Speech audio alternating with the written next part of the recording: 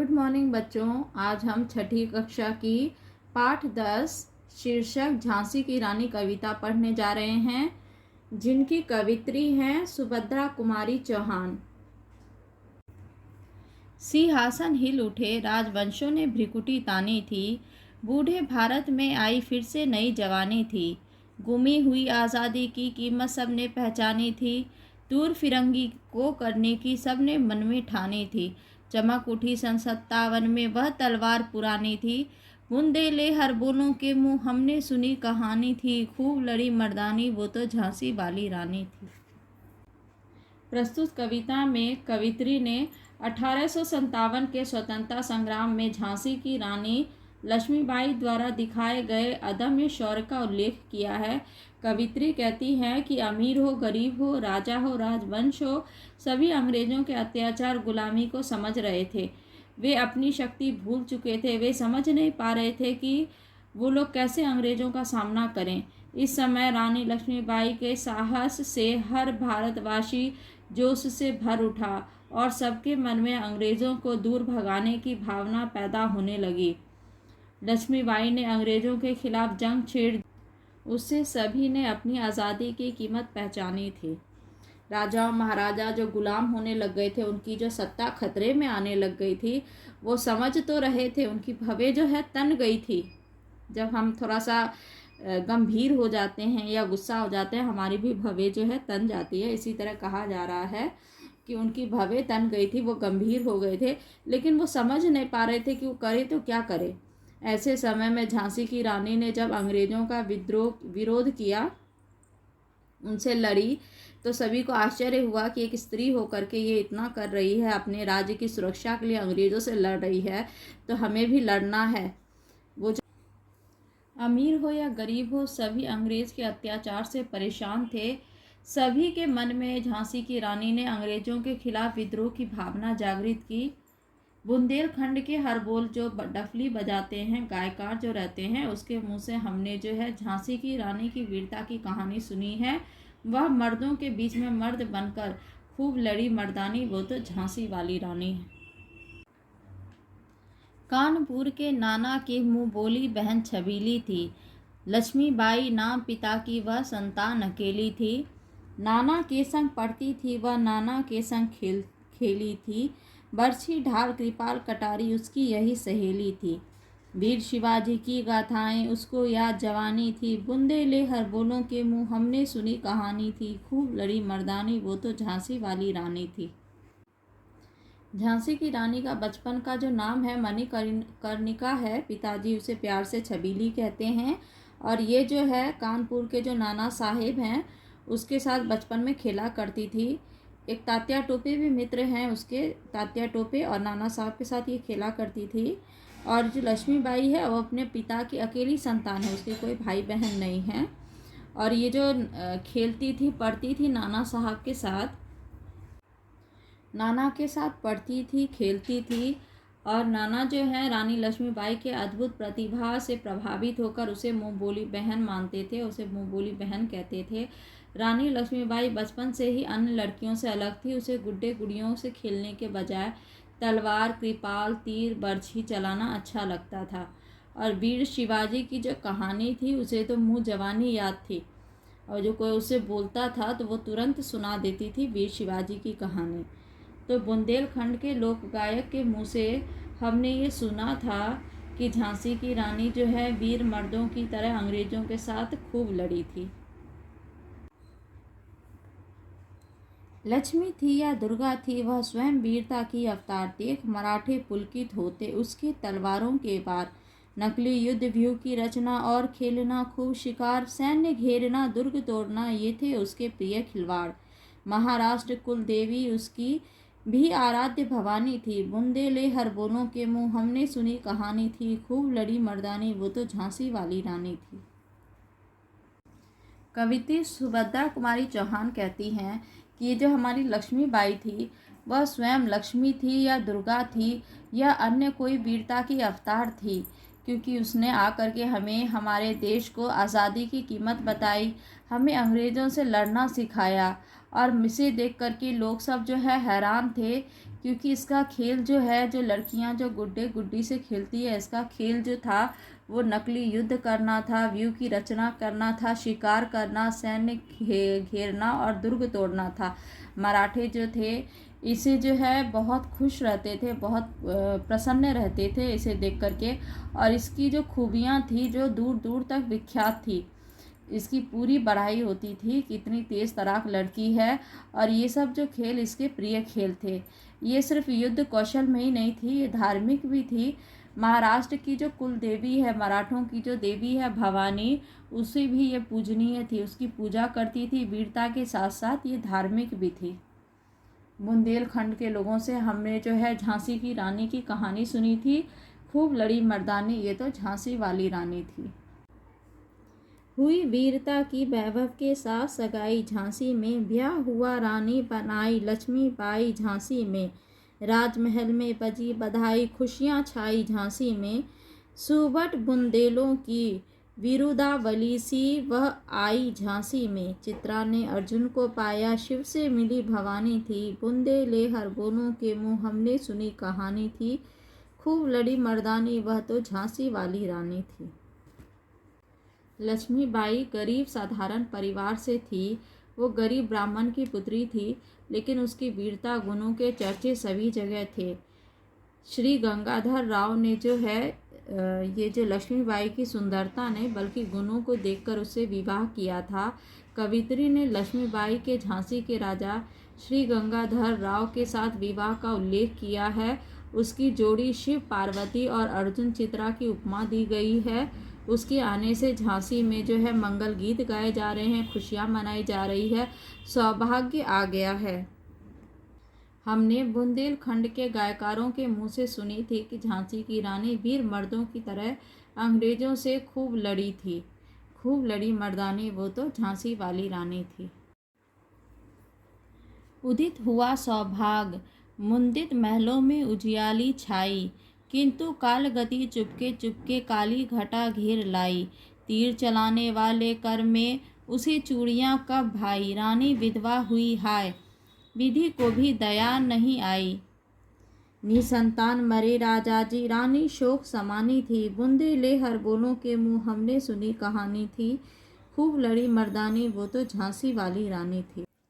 झांसी की रानी का भाग तो उदय हुआ, सब जगह खुशियाँ छाई, परंतु काली घटा जो है उसके जीवन में चुपके चुपके आना शुरू हो गई।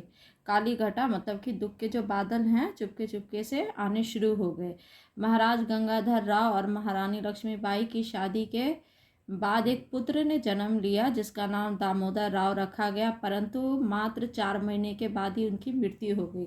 और जिसके शोक से जो है राजा गंगाधर राव भी जो है वो भी मृत्यु को प्राप्त हो गए। परंतु इतना व्याख्या हमारी कविता में नहीं दिया गया है। इन पंक्तियों में लक्ष्मीबाई के जीवन में कठिन समय का वर्णन किया है कवित्री ने। कवित्री जी कहती हैं, सौभाग्य और खुशियों के बीच दुख के बादल जो है चुपके चुपके उसके जीवन में आए, जिसमें उसके पति की असमय मृत्यु हो गई। और मृत्यु के बाद जो है रानी अत्यंत दुखी रहने लग गई।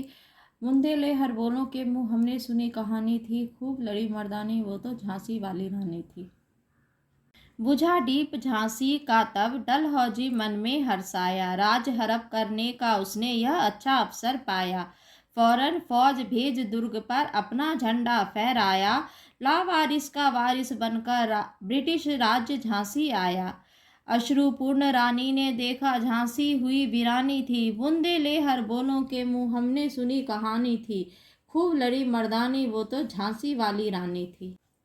जब राजा की मृत्यु हुई तो उस समय जो गवर्नर जनरल डलहौजी थे उसे मन ही मन बहुत प्रसन्न हुई, क्योंकि डलहौजी ने जो है विलय नीति अपनाई थी। विलय नीति के अनुसार जो है कोई भी राज्य है जिसका कोई वारिस ना हो, उत्तराधिकारी ना हो, उसे वो लोग अपने राज्य में मिला लेते थे। अंग्रेज जो है उस राज्य को उस पर अपना अधिकार जमा लेते थे।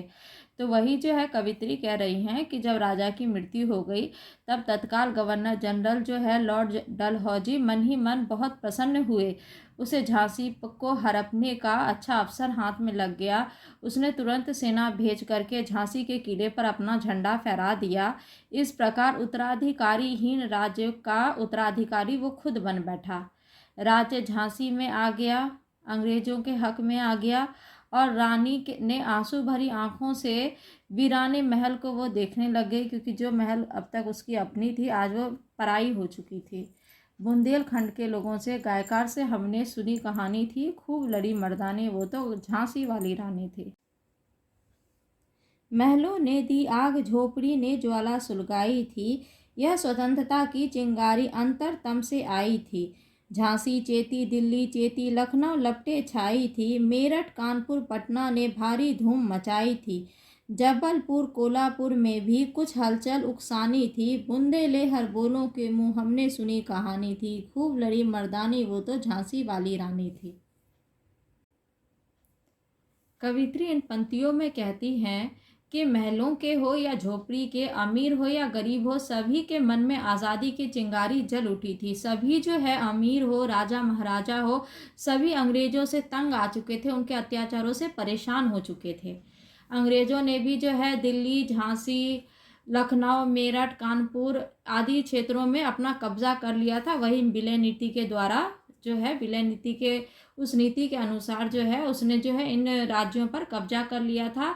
और अंग्रेजों का आतंक इतना फैला हुआ था, धीरे धीरे ये जबलपुर कोल्हापुर में इसकी लपटें आना शुरू हो गई। मतलब कि उनका अब जो इरादा है वो जबलपुर और कोल्हापुर को अपने कब्जे में करना था। बुंदेलखंड के गायकारों से, लोगों से हमने ये कहानी सुनी थी, खूब लड़ी मर्दानी वो तो झांसी वाली रानी थी।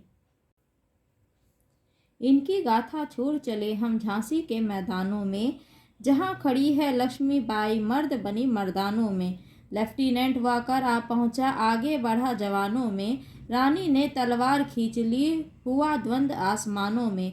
जख्मी होकर वाकर भागा, उसे अजब हैरानी थी, बुंदेलहर बोलों के मुंह हमने सुनी कहानी थी, खूब लड़ी मर्दानी वो तो झांसी वाली रानी थी।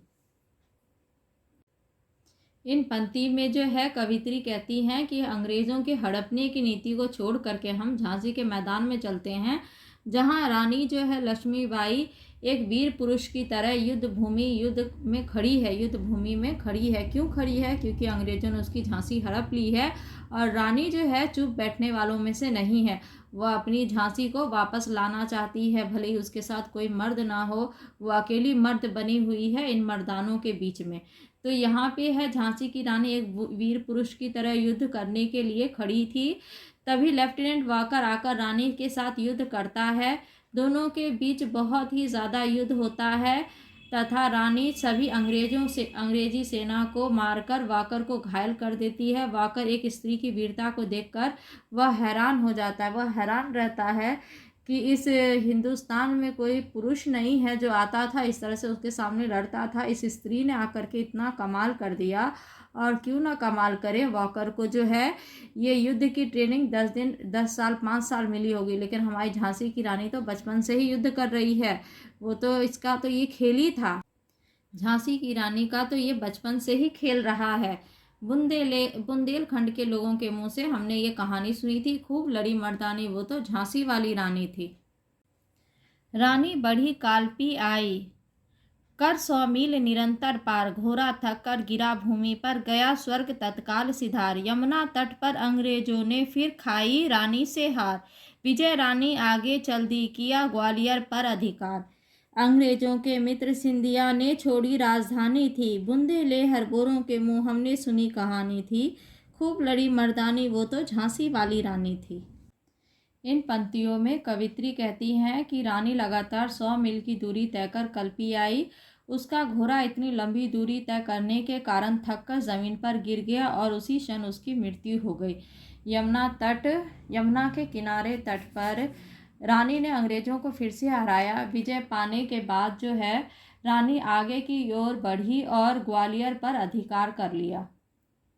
अंग्रेजों का मित्र सिंधिया अपनी राजधानी छोड़कर भाग गए। यहाँ पे जो है रानी मित्र नहीं है अंग्रेजों की, लेकिन सिंधिया जो है, ग्वालियर का जो सिंधिया है राजा, वो अंग्रेजों का मित्र था। लेकिन अंग्रेज किसी के मित्र नहीं होते हैं, उसे आखिर अपने मित्र का भी राज्य हड़प लिया था। अंग्रेजों ने जो ग्वालियर अपने कब्जे में कर लिया था, रानी ने वापस उसे अपने अधिकार में किया। खूब लड़ी मर्दानी वो तो झांसी वाली रानी थी, बुंदेलहर बोलों के मुंह हमने सुनी कहानी थी। विजय मिली पर अंग्रेजों की फिर सेना घिर आई थी। अब के जनरल स्मिथ सम्मुख था, उसने मुँह की खाई थी। कान्हा और मुंद्रा सखियां रानी के संग आई थी। युद्ध क्षेत्र में उन दोनों ने भारी मार मचाई थी, पर पीछे ह्यूरोज आ गया। हाय घिरी अब रानी थी, बूंदे ले हर बोलों के मुंह, हमने सुनी कहानी थी, खूब लड़ी मर्दानी, वो तो झांसी वाली रानी थी। इन पंक्तियों में कवित्री ने कहा है कि रानी को विजय तो मिली, किंतु अंग्रेजों की सेना ने उसे फिर से घेर लिया। इस बार जो है जनरल स्मिथ ने रानी के सामने आया, उसे भी हार खानी पड़ी, उसके भी हार का सामना करना पड़ा। और रानी की दो सहेलियां थी, एक कान्हा और एक मुंद्रा थी। कान्हा और मुंद्रा भी उसके साथ आई थी। लड़ाई के मैदानों में उन दोनों ने भी बहुत भारी मार मचाई थी, बहुत भारी मारकाट मचाई थी। इसी बीच ह्यूरोज आ गया और रानी को चारों ओर से घेर लिया था। बुंदेलखंड के लोगों से हमने सुनी कहानी थी, खूब लड़ी मर्दानी, वो तो झांसी वाली रानी थी। तो भी रानी मार काट कर चलती बनी सैन्य के पार, किंतु सामने नाला आया था यह संकट विषम अपार। घोड़ा आड़ा नया घोड़ा था, इतने में आ गए सवार। रानी एक शत्रु बहु तेरे, होने लगे वार पर वार। रानी एक शत्रु बहु तेरे, होने लगे वार पर वार। घायल होकर गिरी सिहनी, उसे वीर गति पानी थी। बुंदे ले हर बोलों के मुँह, हमने सुनी कहानी थी, खूब लड़ी मर्दानी, वो तो झांसी वाली रानी थी। रानी चारों ओर से घिर गई, फिर भी सभी सैनिकों को मारकर वह आगे बढ़ती है। तभी सामने नाला आ जाता है, वह बहुत बड़ी संकट बन जाती है, क्योंकि घोड़ा जो है नया है, वो इतना ट्रेंड नहीं है। घोड़ा वहीं पे थक कर गिर जाता है। इसी बीच अंग्रेजी सेना वहां पहुंच गई। रानी अकेली थी और शत्रु बहुत सारे थे, फिर भी रानी भयंकर युद्ध करने लगी। शेरनी के समान वीर रानी बुरी तरह घायल होकर के जमीन पर गिर पड़ी। उन्हें तो वीर गति मिलनी ही थी। कवित्री कहती है कि यह कहानी हमने बुंदेलखंड के लोगों के मुंह से सुनी है, खूब लड़ी मर्दानी, वो तो झांसी वाली रानी थी। रानी गई सिधार, चिता अब उसकी दिव्य सवारी थी। मिला तेज से तेज, तेज की वह सच्ची अधिकारी थी। अभी उम्र कुल 23 की थी, मनुज नहीं अवतारी थी। हमको जीवित करने आई वन स्वतंत्रता नारी थी। दिखा गई पथ सिखा गई हमको, जो सीख सिखानी थी। बुंदे ले हर बोलों के मुँह, हमने सुनी कहानी थी, खूब लड़ी मर्दानी, वो तो झांसी वाली रानी थी। इन पंक्तियों में कवित्री कहती हैं कि रानी लक्ष्मीबाई बहुत कुछ सिखा के इस दुनिया से चली गई, अर्थात शहीद हो गई। चिता की अग्नि के तेज के साथ रानी का तेज मिल गया। रानी की आयु अभी 23 वर्ष की ही थी। निश्चय ही वह मनुष्य नहीं, कोई शक्ति थी, वीरता थी, या साक्षात जो है कोई अवतार थी। जैसे वह नारी का रूप स्वयं स्वतंत्रता देवी हमें नवजीवन देने आई थी।